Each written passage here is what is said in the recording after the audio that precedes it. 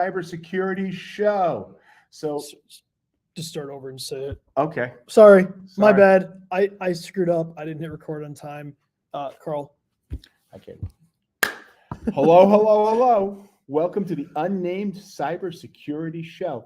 If you notice today, it's a little different. We're not in all of our squares. We broke through the squares and we lost one. Yeah. And there's three of us here. Well, I think Matt's been kidnapped. I think so. Yeah. He's out of the country. We know that. He's in a different country. He's been kidnapped.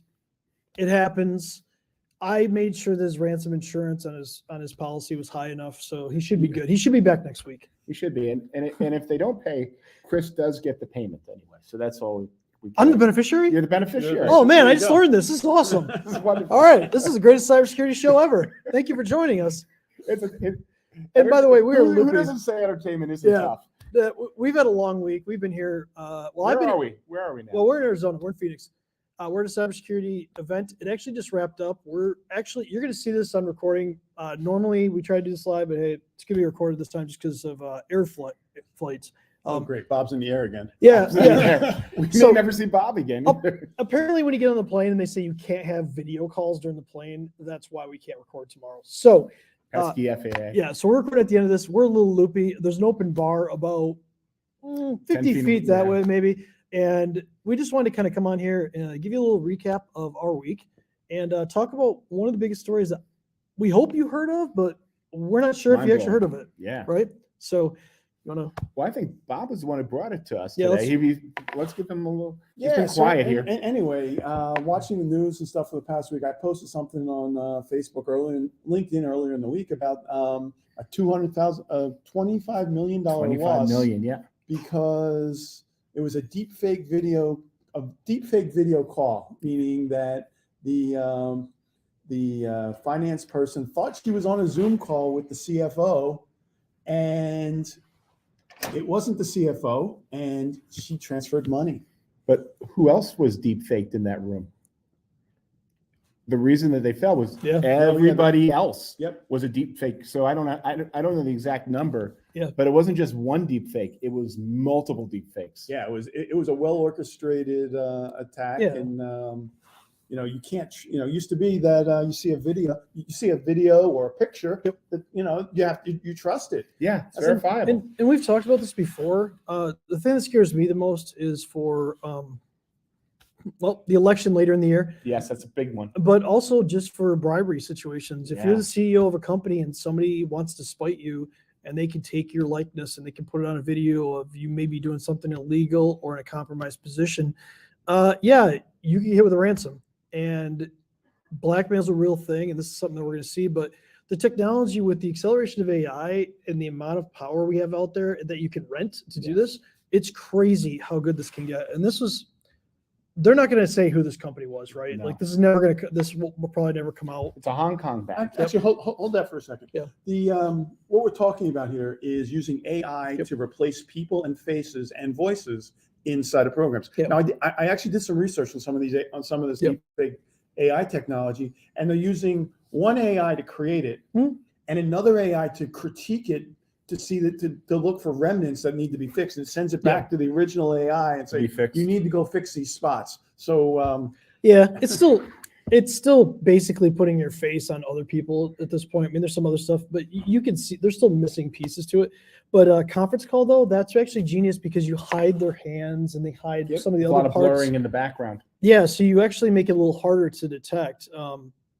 Wild story. I mean, to lose $25 million to a wire is crazy. So what can we do as companies to really protect ourselves against this? And what do you guys think? Well, it comes back to controls. I mean, this is one of the big things that it's not sexy.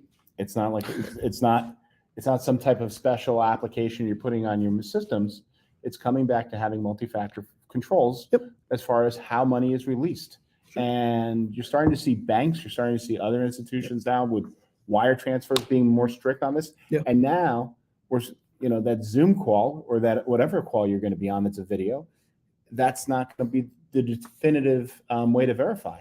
And you got to make sure that you're calling people or reaching out to people that you're really getting the person you think you're talking to. Because I talk about it all the time when in my live presentations where I ask people, if they actually have antivirus on a cell phone, Yeah. because, if something gets hacked and you think you're calling a bank or and you end up getting somebody else, thank you for calling American Express. How can I help you? Well, I'm gonna launch out $1 billion idea because I can't execute on it. But I wouldn't be surprised if all of a sudden when you start to log into Zoom calls, you're not going to also have to verify on a phone or some other two-factor authentication. Well, like I have two-factor on my Zoom. Yeah. Okay. But I meant like when you're in the call to the other person to verify that you're actually there. Let's dive a little deeper into this. So we talk about multi-factor authentication, right? Typically email. Most people are used to it, an email on their bank account, right? Mm-hmm. Like it could be a text message to you. It could be a code on an app. There's other ways to do it. Obviously, there's hardware tokens. It's funny how we're taking this to a multi-factor authentication to a financial control, right? Yeah. Like there needs to be some level of financial controls in the company. But I actually have an interesting idea, and I'm going to steal this, and I can't remember where I'm steal this from.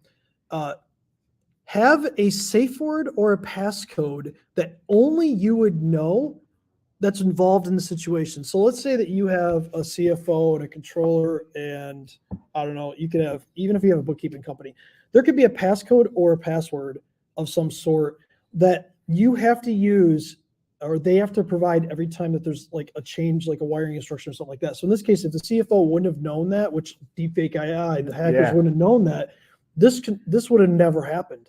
It's the same thing we did with my kids when they were young and in school.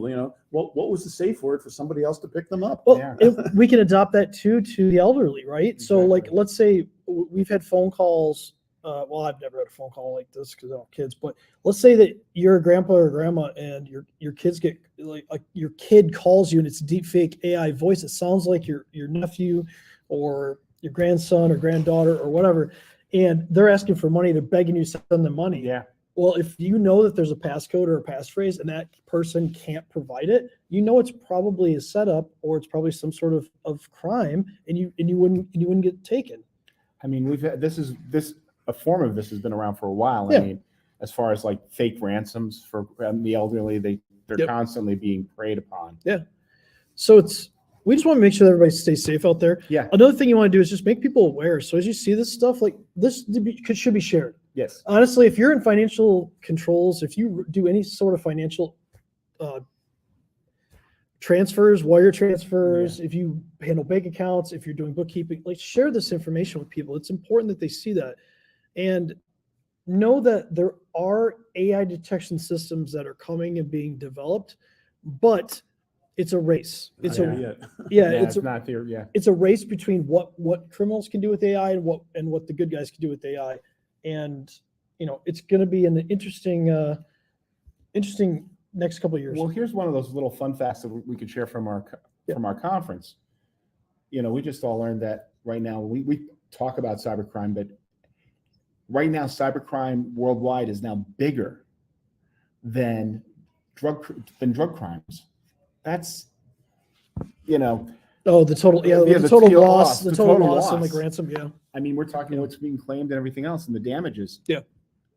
So it's, and El Chapo and all these other guys make the news, and people were sometimes, Well, I mean, you think about it, it's devastating from the standpoint of how do you equate the dollar loss, right? Because it's not hard dollar loss. Let's say a $25 million company gets ransomed and they go out of business, right?